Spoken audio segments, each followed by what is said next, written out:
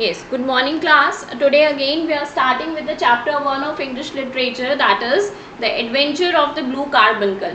We have started this chapter in the previous class where we discussed that Sherlock Holmes and his friend, that is the writer of this chapter, the Arthur Conan Doyle, were discussing something. Actually Sherlock Holmes called his friend to discuss about a case, to find out something, and he told him that this is very ordinary case, but there is something very interesting in it, and no crime is associated or related with this scene, whatever they were going to discuss.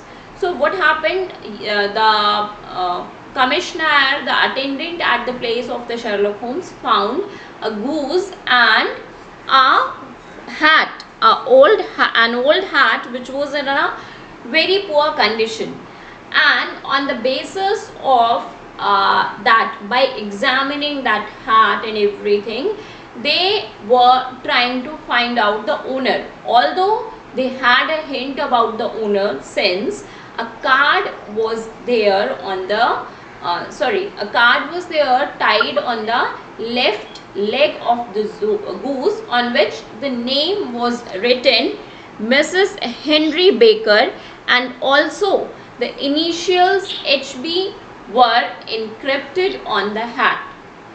So on the basis of this information and by examining the things more closely, Holmes wanted to find out the owner, and he did not want to give any advertise in the newspaper. So this we have discussed, and after that he asked his friend to examine, to have a close look of the hat. This much we have discussed. Today we will start with the page number 7. The lining had been of red silk but was a good deal discolored. There was no maker's name, but as Holmes had remarked, the initials HB were scrawled upon one side. So when the writer took the hat in his hand, and when he started looking at the hat closely, he found that the lining which was there inside the hat was of red color, and it was a silk fabric which was actually discolored, means the color was fade. It must have been the red color, but now the color is fade, so the term is used discolored. And there was not the name of the maker. Name of the maker means whenever you buy the things, you must see the name of the brands on that particular object. Even if you buy the clothing, you always find the name of the brand. So that means the name of the maker. And the name of the maker was not there on the hat. However, as it was already mentioned by the Holmes, the initials HB were scrawled on one side. It was pierced in the brim of a head securer, but the elastic was missing. It was pierced in the brim of the head securer. Head securer means something which is there, but the elastic was broken, which helps to fit the hat on the head, which supports it. But the elastic was missing. For the rest, it was cracked, exceedingly dusty, and spotted in several places, although there seemed to have been some attempt to hide the discolored patches by smearing them with ink. So this was all the description of the hat.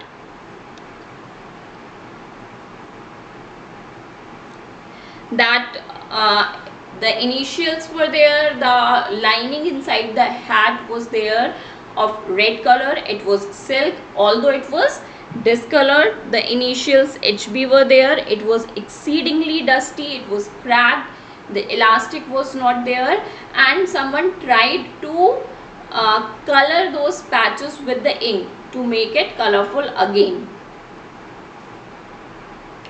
I can see nothing. Tell me what you have deduced from this hat. So after having a close examination of that hat, the writer asked the Holmes that, okay, I looked at the hat very well, but I cannot find anything. Now you tell me, what did you find from this hat? What did you deduce? Holmes looked thoughtfully at the hat and said, now it was the turn for the Sherlock Holmes. He said, the man leads a sedentary life and is quite clever. He is middle-aged and is not in good physical condition. His hair is grey and he puts lime cream in it. He was rich but is no longer so. So this was the deduction by Sherlock Holmes on the basis of the examination of the hat, that the person must be a clever one, he must be somewhere in the middle age and not in a good physical condition, because he found a grey hair, and the person must be using lime cream because one can smell that, and earlier he must be rich but now no longer he is rich. Holmes had a few other such details about the man. I was astounded, and furthermore he added some more details like this only, and at this the writer was very much surprised that how did he find out all these details. I must be very stupid, Holmes, for I am quite unable to follow you. For example, how did you deduce that he is clever from his hat? Now the writer asked that since you found out so many things with the help of this hat, and I am not able to understand or I am not able to relate anything that you said with the hat, so that means I am very stupid. Now you tell me that how did you deduce that he is clever with the help of this hat? You got the hat of someone, and how can you say on the basis of that hat only that the person is clever or not? Well, the hat is very large, so he must have some brains. Now the logic, the reason given by Sherlock Holmes is that because the size of the hat is very large, so that means the person must be having some brains. How do you know he has grey hair and uses lime cream? The next question, on the basis of the deduction done by the Holmes, the next question from the writer is that, okay, this was fine, you found out this on the basis of the size of the hat, but how do you know that the person has grey hair and he uses lime cream? There is some fine grey hair on the lining of the hat. He said that there are some grey hair on the lining of the hat, and therefore his hair must be grey. There is a fine web of lime from the hat, and so he must use lime cream. Now the reason for this, that there were some fine grey hair inside the hat and some web of the lime cream. So on the basis of these two evidences, he deduced that the person must be middle-aged and he must be using lime cream. Holmes had a logical explanation for each of his deduction. By the time the writer understood that whatever the Holmes was saying, he has some logic for that. He actually examined the hat, and on the basis of that he is saying these deductions. While Sherlock Holmes and I were talking, Peterson rushed into the room. When both of them were busy about in this discussion, Peterson, the commissioner at the place of Sherlock Holmes, he rushed into the room. He showed us a beautiful blue diamond that his wife had found in the goose. Now what about the goose? because it was going bad. So Holmes asked Peterson to cook the goose, and when his wife was cooking, she was about to cook the goose, what did she find?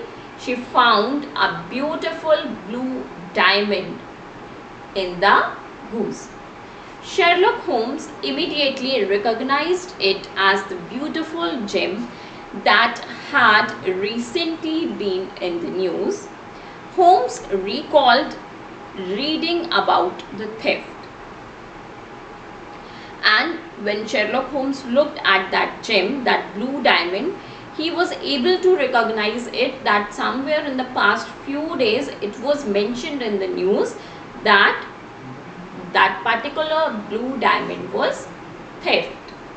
It had been stolen from the Countess of Morcar while she was staying at the Hotel Cosmopolitan. The news was also mentioning the name of the person to whom the blue diamond belonged, and that she was staying at Hotel Cosmopolitan. A plumber who had come in to set something right in the room had been accused of the theft. Ryder, an attendant at the hotel, had given evidence that he had shown the plumber in shortly before the stone went missing. The Countess was very fond of the gem and was offering £1,000 as a reward for its recovery. What else was there in the news? That a plumber who was working at that particular hotel was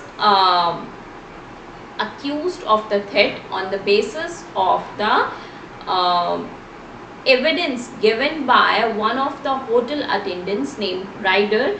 He said that he had seen the plumber at the time or just before the time when the diamond was theft, and since the person was very much to whom the diamond belonged was very much fond of the gems, so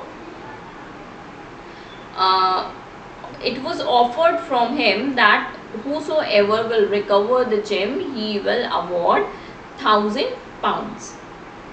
You see, Watson, our little deductions have suddenly assumed a much more important and less innocent aspect. After recalling all these details,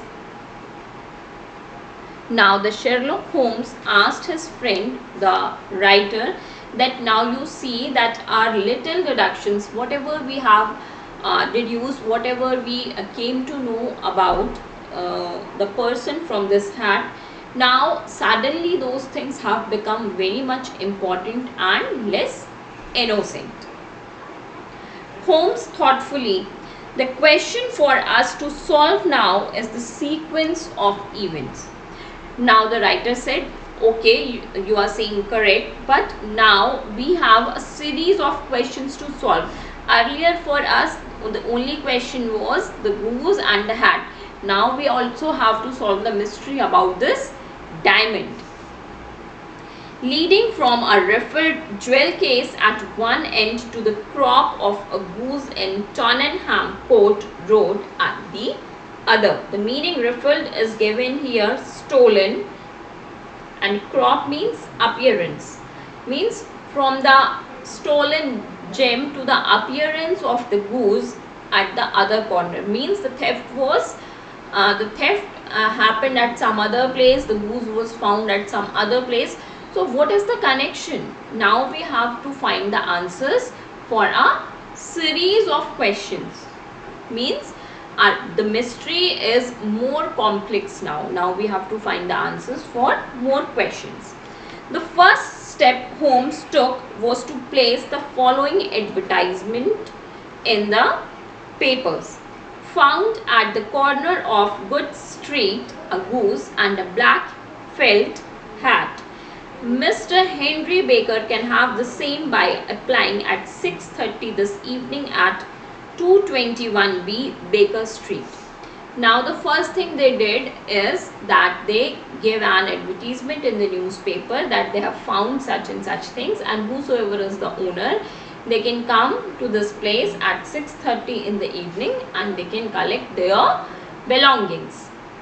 This brought Baker to Holmes, and after a little conversation, it became quite clear to us that he was innocent. So the person to whom the goose and the hat belonged, that person came to meet at the place of Sherlock Holmes at the given address, and by having a conversation with that person, they came to know that he did not steal the diamond. He was innocent. So Holmes gave him a fine goose to replace the one he lost and sent him off very happy and contented. And since he found that the person was innocent, he was not guilty, so to give him some satisfaction, because he already lost his goose and hat, Holmes gave him one goose. So the person was feeling very happy and contented that at least he got back his things. Otherwise, that particular goose which belonged to that person was already cooked by Peterson. So in place of that, he gave him another goose. The next step was to trace the sailor of the goose. Now they have to find, since the person who bought the goose was not the guilty, so now the next step was to find the sailor. Maybe the sailor was aware of the mystery of the blue diamond. Some questioning of Mr. Baker led us to the sailor, Mr. Breckenridge. Now this is the sailor from which that person, Mr. Baker, bought the goose. A little conversation with him, and we found Mr. Baker's goose for Christmas had come from a lady called Mrs. Oakshott from Brixton Road. Now the conversation with the sailor that led to, and Mr. Baker, that led to the evidence that the goose that Mr. Baker bought for the Christmas was actually came from a lady named Mrs. Oakshott from the Brixton Road. As Holmes and I were making plans to contact Mrs. Oakshott, we heard a hubbub near Mr. Breckenridge.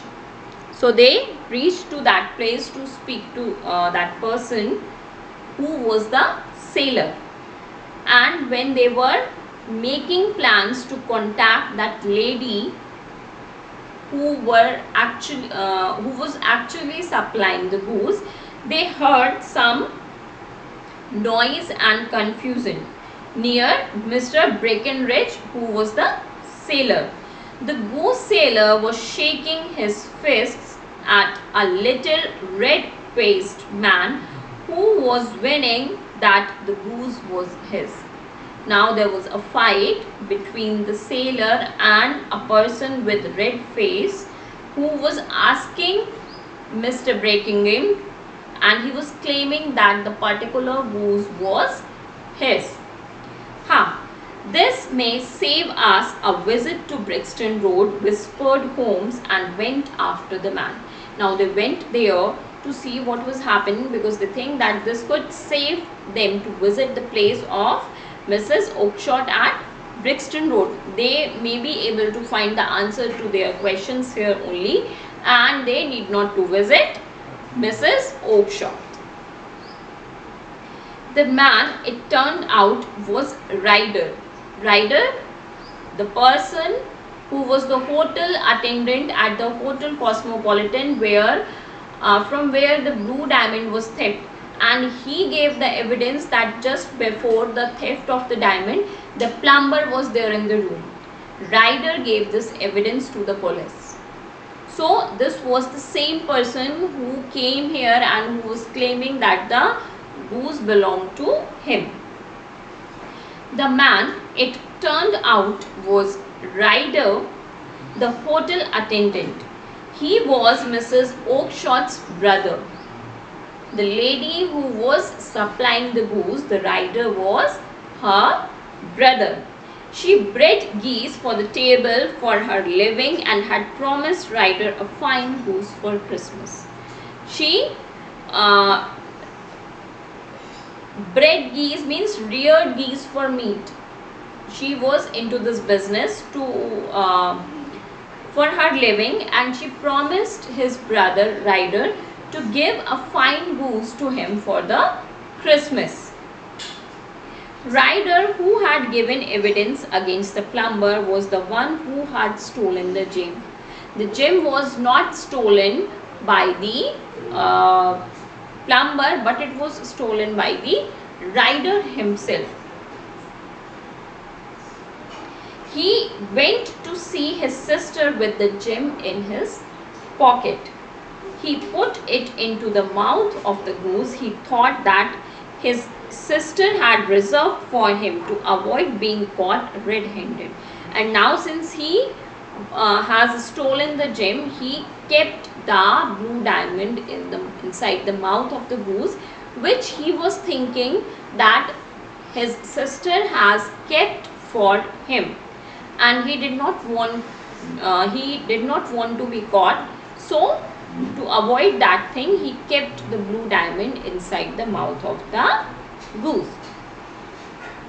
However, he got the wrong goose, and the goose that had the gem got sold to Mr. Baker through Mr. Breckenridge.